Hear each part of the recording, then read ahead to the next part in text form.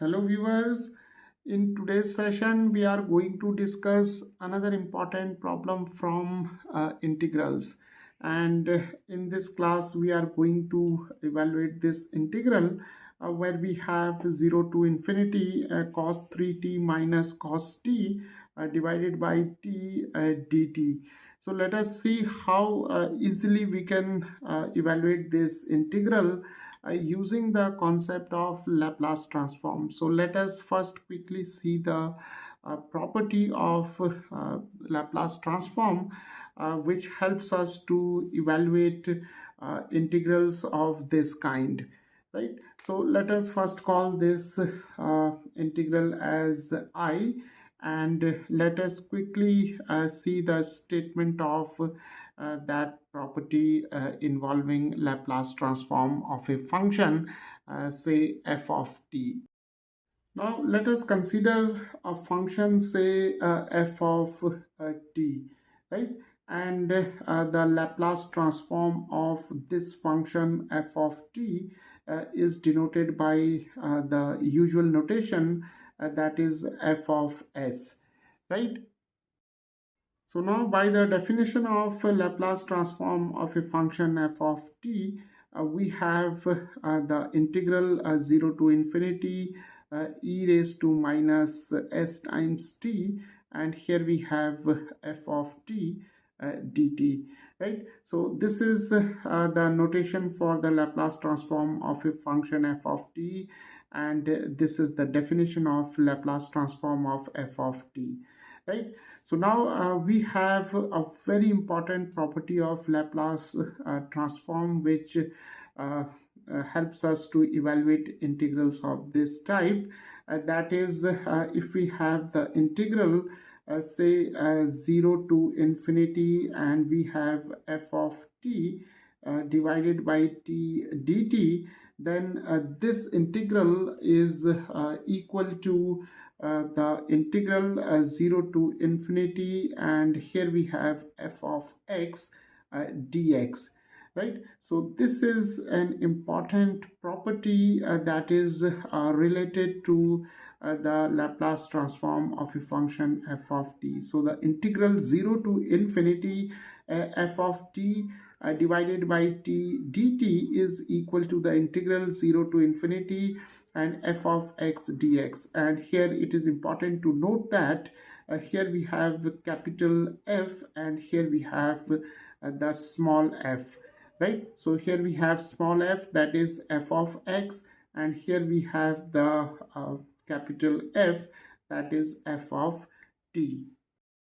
So now let us come to the integrand, right? So here we have cos 3t minus cos t divided by t. So let us compare this expression with this one, that is f of t divided by t, right? So if we compare these two expressions, then we can easily see that the function f of t, that is capital F of t, may be taken as cosine 3t minus cos of t, right? So that the integrand cosine 3t minus cos t divided by t is of this form, that is f of t divided by t. So we can now take our function f of t as the difference of cosine 3t and cos t.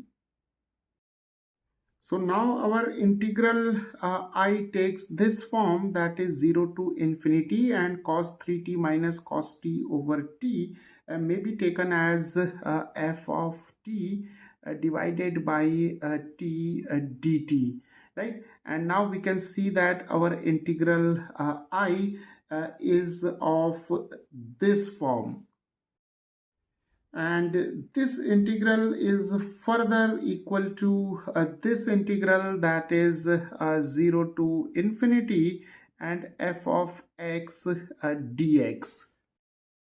So now it implies that our integral I is now equal to this integral, that is 0 to infinity and f of x dx.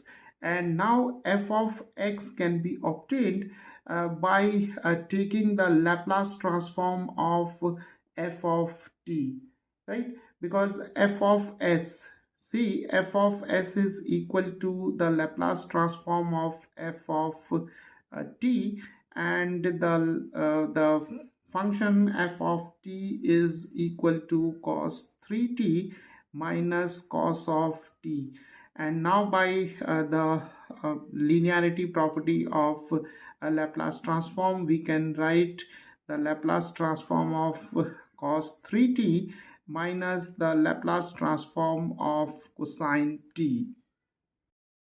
So now we know that the Laplace transform of cos at is given by s divided by s square plus a square, where s is greater than 0, right? So the formula for the Laplace transform of cosine at is given by s divided by s square plus a square, and here the Laplace transform of cosine 3t can be given as s divided by s square plus 3 square, because the value of a is 3, and then here we have only cosine t, that is cos 1t, so the value of a is 1 in this case, so we have s over s square plus 1 square.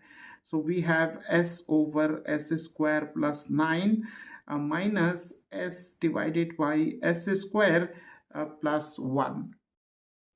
So now the Laplace transform of f of t is given by f of s, and f of s is a function of s, that is s over s square plus 9 minus s divided by s square plus 1, right? And f of x can be written with the help of this expression by replacing s by x, right? So replacing this s by x, we can now write f of x, that is x divided by x square plus 9 minus x over x square plus 1. So now let us substitute this value of f of x in this integral, and this integral is given by our original integral, that is I.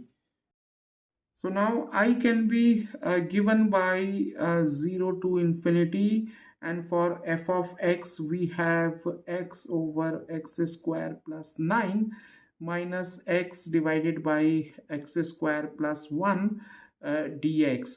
So now we have to evaluate these two integrals, and these two integrals are simple integrals, because we can transform these two integrals into this form, that is f prime of x divided by f of x dx. So whenever we have an integrand of this type, when the derivative of the denominator it exists in the numerator, then this is simply the natural log of f of x.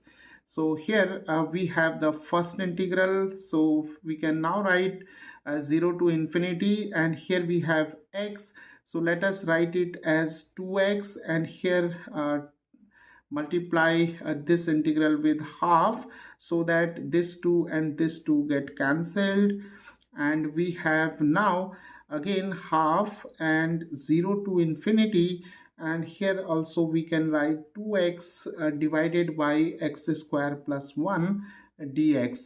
Now the derivative of x square plus 9 is 2x, and the derivative of x square plus 1 is 2x. So that's why we have divided and multiplied this integrand by 2, right? And similar is the case with this one. So now we have half, and the value of this integral is now given by natural log of x square plus 9 due to this result. And then we can take half common, and here we have natural log of x square plus 1, and the limits of integration are from 0 to infinity. So using the properties of log, we can now write natural log of x square plus 9 divided by x square plus 1, and here the limits of integration are from 0 to infinity, and here we have used this result, that is log of a minus log of b is equal to log of a divided by b, right? So now we have to evaluate this expression for the upper limit and the lower limit, and then we'll take the difference. So now I can be written as half, and we can now write natural log, and here we can also express this rational expression, that is x square plus 9 divided by x square plus 1, like this. Taking x square common, we have 1 plus 9 divided by x square, and in the denominator also we can write x square and 1 plus 1 over x square, right? And here the limits of integration are from 0 to infinity. Now this x square and this x square get cancelled. We have half, and natural log of 1 plus 9 over x square divided by 1 plus 1 over x square, right?